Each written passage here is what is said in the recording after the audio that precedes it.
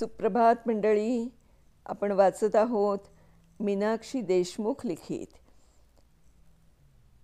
अपराजित योद्धा बाजीराव पेशवे. तर याच्यातलं तिसरं पुष्प आपण वाचत आहोत. निजाम आणि बाजीरावांच्या भेटी होत होत्या. 4 दिवस चर्चा चालू होती. बाजीरावांच्या मुत्सद्दीपणाचा कस लागत होता. सुखासुखी निजाम मराठ्यांचा दावा मान्य करणार नाही, त्याला भाग पाडावे लागेल याची बाजीरावांना खात्री पटली. 1722 निजामाने मुजारिश खानचा पराभव करून दख्खनवर कब्जा केला. नजीब वजीर होता. त्याने औरंगाबादला राजधानी केली होती, पण मराठ्यांच्या धास्तीने नंतर हैदराबादला स्थलांतरित केले. 1724 तो स्वतंत्र झाला. 40 गावच्या भेटीनंतरही तो स्वस्थ बसला नव्हता. त्या दरम्यानच्या कर्नाटकच्या दोन्ही मोहिमांमध्ये शाहूराजांच्या आज्ञेनुसार बाजीराव गुंतले होते, पण त्यांचं चित्त मध्य आणि उत्तर हिंदुस्थानावर असल्यामुळे कर्नाटक मोहिमेत त्यांचं मन लागत नव्हतं. त्यांना प्रतिनिधी श्रीपतराव यांच्याबरोबर नाईलाजानं जावं लागलं. श्री दिघे आणि डॉक्टर पवार यांच्या संशोधनानुसार 1724 निजामने स्वराज्याची आणि इतर काही सनदा बाजीरावांना दिल्याचं नमूद केलं आहे. मुघल सत्तेच्या शेवटच्या काळात मोगलांचे राज्य आतून जरी पोकळ झालेलं असलं तरी वरवर नीट दिसत होतं, तर मराठा राज्य प्रदीर्घ संघर्षातून बाहेर पडून सावरू लागलं होतं. अकबरनं स्थापन केलेलं, शहाजहानने आणि औरंगजेबानं वाढवलेलं साम्राज्य त्याच्या पुढच्या पिढ्यांना साधं सांभाळताही आलं नव्हतं. एका सार्वभौम आणि सामर्थ्यवान साम्राज्याचा शेवट सुरू झाला होता. खजिना रिता झाला. लष्कराच्या मनातील लढण्याची उमेद खचली. प्रशासन बारगळलं. या रासाला स्वतः औरंगजेब कारणीभूत होता. त्याचे धर्मवेडेपण, सततच्या लढाया यामुळे त्याची प्रशासनावर पकड राहिली नाही. त्याने प्रत्येक गोष्टीला धर्माच्या तराजूतून तोलल्यामुळे मुत्सद्दीगिरीचा लोप पावला. निस्सत्व अशी मोगल साम्राज्याची अवस्था झाली.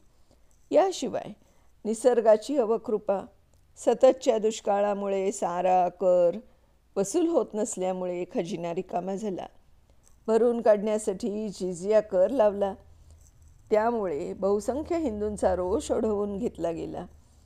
त्याचे वारस निष्क्रिय, विलासी, मनोदुर्बल, नालायक, मूर्ख निघाले. ऱ्हास थांबवण्याची कुवत एकातही नव्हती. त्यांच्या मृत्यूनंतर यादवी माजली. मुअज्जमने लढाईमध्ये भावांना ठार केलं. स्वतः बादशाह बहादूर शहा नाव धारण करून तख्तावर बसला. त्याच्या कारकिर्दीत राजपूत दुरावले, शीख, जाट बंडखोर बनले. दक्षिणेतून मराठे मावळ्यांपर्यंत आले. चिरे ढासळायला लागले. बहादूर शहा सत्ताभ्रष्ट झाला. त्याचवेळी मराठे मावळ्यांपर्यंत लूटमार करीत होते. मोगलाईत प्रत्येक बादशहाने काही कर्तृत्व करून साम्राज्य वाढवण्याचा प्रयत्न केला होता, पण बहादूर शाह अगदीच निष्क्रिय होता. त्याचा बराचसा वेळ चैन विलासातच जात होता. 65 वर्षांचा बहादूर शाह 1712 मरण पावला. पुन्हा वारसांचे युद्ध.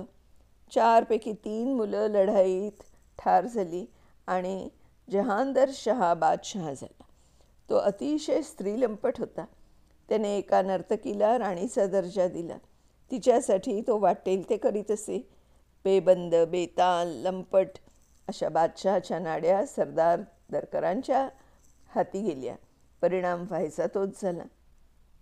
त्याचा पुतण्या फर्रुखसियरने आपल्या वडिलांचा सूड घेण्यासाठी सय्यद बंधूंची मदत घेतली. जहांदर शहाने सैन्यांना कित्येक महिने पगार न दिल्यामुळे त्यांनी लढण्यास नकार दिला. शेवटी राजवाड्यातील सोन्या चांदीची भांडी मोडून पैसा उभार केला गेला. 17 डिसेंबरला आग्र्याजवळ शामगड येथे फर्रुखसियरचे सैन्य आणि जहांदर शहाचे सैन्य युद्धात समोरासमोर उभे ठाकले.